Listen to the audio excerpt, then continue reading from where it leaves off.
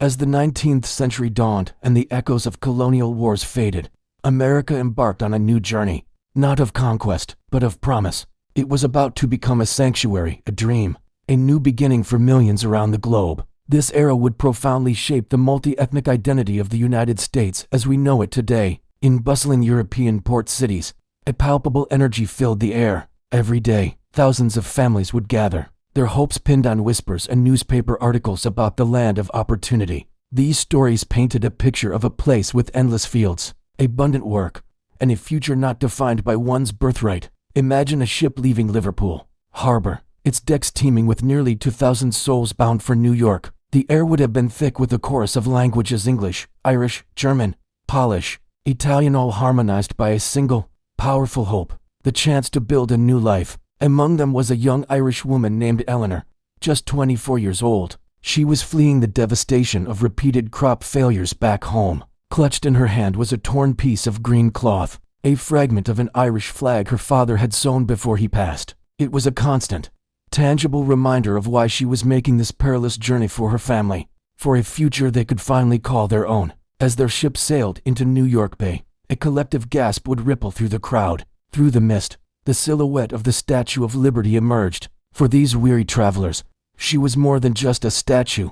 She was a promise of freedom, a beacon of hope. But the path into America wasn't simple. Ellis Island stood as the great gateway, but also as a formidable inspection point. Every day, tens of thousands of people formed long, anxious lines for health checks, paperwork, and interviews. Eleanor waited in line for 5 grueling hours. A slight cough she'd developed on the ship had become a source of immense anxiety. What if they sent her back? When the doctor finally examined her, tapping her back and then giving a nod of approval, the relief was overwhelming. Eleanor burst into tears. In that moment, the door of the examination room didn't just open to another hallway. It opened to a whole new world. The entry card felt small and insignificant in her hand, but to Eleanor, it was the lever that would rewrite her destiny. In the decades that followed, America transformed into a brilliant tapestry woven from countless cultural threads. The streets of New York began to pulse with the sound of Italian music. Cincinnati's German Quarter erupted with lively beer festivals. Scandinavian-style wooden houses dotted the Minnesota prairie, while the bustling markets on the West Coast echoed with the cries of Chinese, Japanese, and Filipino vendors. This rapid influx of people spurred incredible growth. Cities expanded, building new residential areas, schools, and factories to accommodate the burgeoning population. And in that dynamic process, America began to forge a new identity, one enriched and defined by dozens of different cultures. Of course, this diversity wasn't without its challenges. Misunderstandings arose, customs clashed, and daily life was often punctuated by arguments. But looking at the bigger picture, it was this very exchange, this friction and fusion, that propelled the nation forward.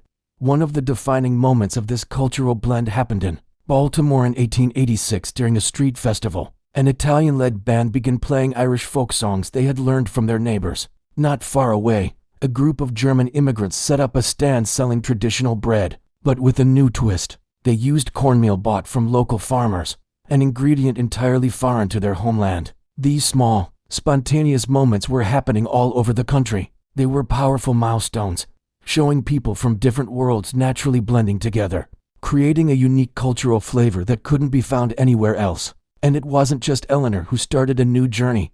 Millions of others were writing their own stories of success.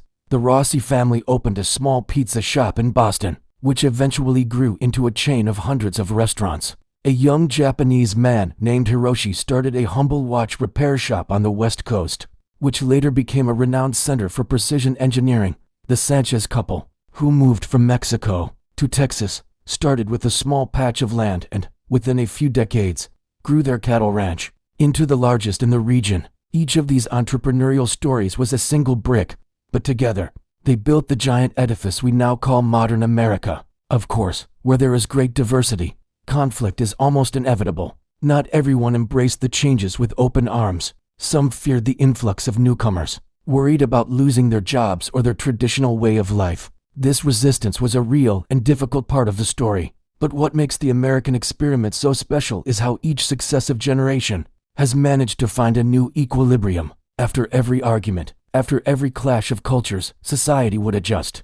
New laws were written, and new social norms were created, all in an effort to forge a common ground where everyone could coexist and thrive. There's a saying many American historians repeat: diversity does not weaken America. How America deals with diversity is what makes it strong.